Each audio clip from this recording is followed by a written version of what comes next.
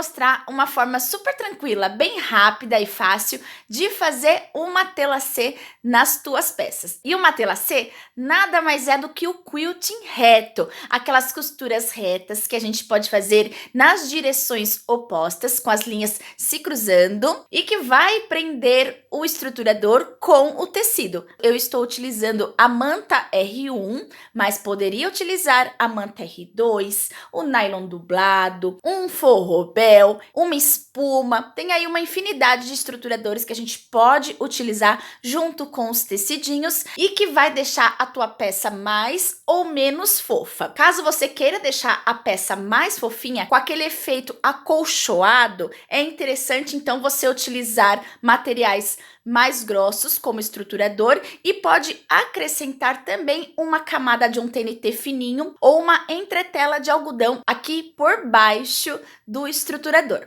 Então vamos lá.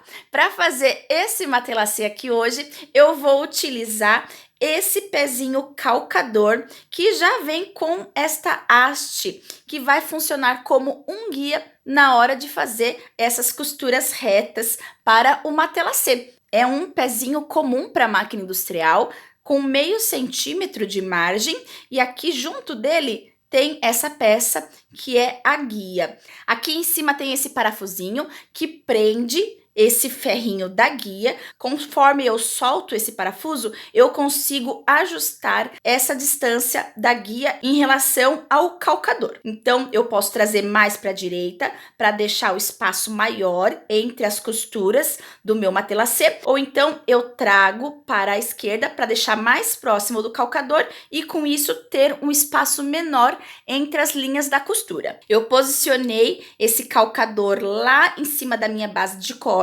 de forma que essa parte central do calcador vai ser o ponto zero, e eu ajustei então essa parte da guia com a distância de 2,5 centímetros a partir desse marco central do calcador. Essa questão da distância é algo opcional, você vai escolher de acordo com o projeto, de acordo também com o tamanho da peça onde você vai fazer uma telacê. Já parafusei o calcador aqui na minha máquina industrial, que aliás é uma máquina industrial reta de transporte simples. Essa máquina é da marca Sansei e o modelo dela é MQ4. Ela foi personalizada, foi pintada nesse tom de azul. Como eu te disse, eu estou utilizando a manta R1 de 100 gramas para estruturar esse recorte de tecidinho. É um tecido digital da Renata Blanco. Eu vou utilizar essa linha, que é uma linha de bordado à máquina, tanto na parte de cima, como também na linha da bobina. E para dar início ao matelacê,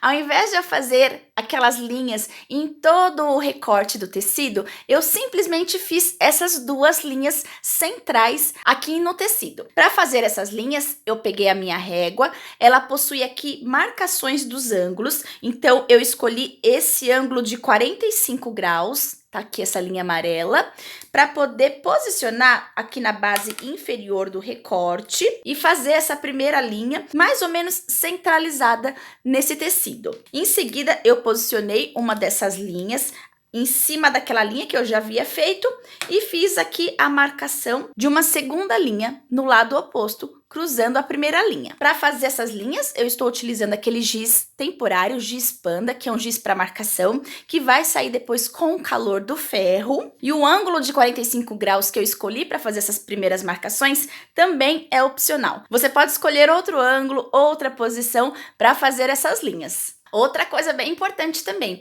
eu fiz o recorte desse tecido e da manta R1 num tamanho maior do que o tamanho que eu preciso para o molde da minha peça.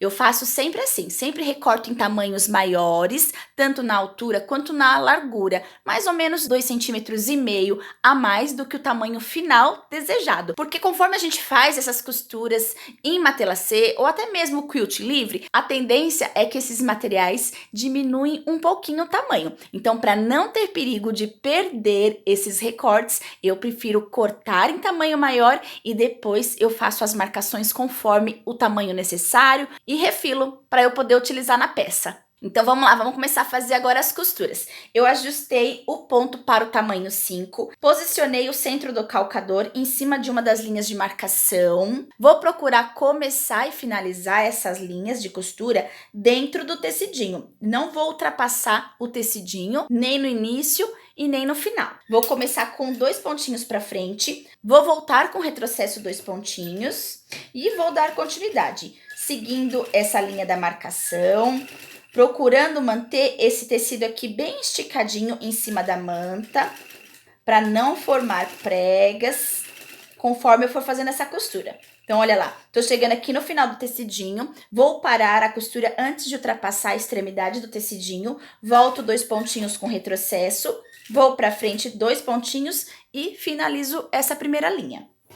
Agora vou virar para esta outra posição e vou fazer a costura em cima dessa segunda linha, que está cruzando a primeira linha. Vou dar uma boa esticada aqui nesse tecidinho, manter bem posicionado antes de encaixar aqui embaixo do calcador, para não ter risco de formar as pregas. Vou procurar passar a costura em cima da linha da marcação, começando e finalizando com 2 pontinhos de retrocesso e em cima do tecidinho. Não vou ultrapassar o tecido. Repara bem como eu mantenho a minha mão aqui em cima dos materiais para evitar que faça pregas durante essa costura. Agora, para dar continuidade nas costuras, eu vou sempre fazendo uma costura e giro no outro sentido. Faço uma costura e giro no outro sentido. Vou fazendo assim até completar todo esse recorte. E para poder fazer então as próximas costuras, eu preciso manter apoiada essa guia do calcador em cima da linha onde já foi feita a costura. Posiciono aqui bem bonitinho, para que essa guia passe exatamente em cima da linha onde já foi feita a costura.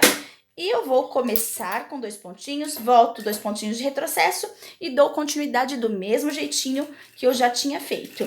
Tomando então somente esse cuidado de manter os materiais bem esticadinhos e a guia sempre posicionada aqui em cima da linha que já foi feita a costura. Fiz a segunda linha de costura nessa direção, vou então girar para poder fazer a segunda linha de costura nessa outra direção. Sempre dando uma leve esticada para ajeitar bem esse tecido antes de posicionar aqui embaixo do calcador. Tá vendo que aqui a guia tá para fora do tecido, mas eu consigo visualizar se ela tá ou não na direção correta dessa costura que já foi feita. Então, posiciono aqui bem certinho e vou dar continuidade. E eu vou agora dar continuidade, fazendo uma costura por vez em cada direção, girando esse recorte até completar todo ele com as costurinhas em diagonal, formando uma tela C. Já finalizei uma tela C, vai ficar desse jeitinho no lado direito e no lado avesso aqui onde tá a manta, olha só como vai ficar. Tudo bem direitinho também. Agora eu vou levar lá pra tábua, passar ferro para deixar ele mais esticadinho, para retirar essas 2 linhas de marcação que foram feitas e em seguida vou dar continuidade na confecção da minha peça.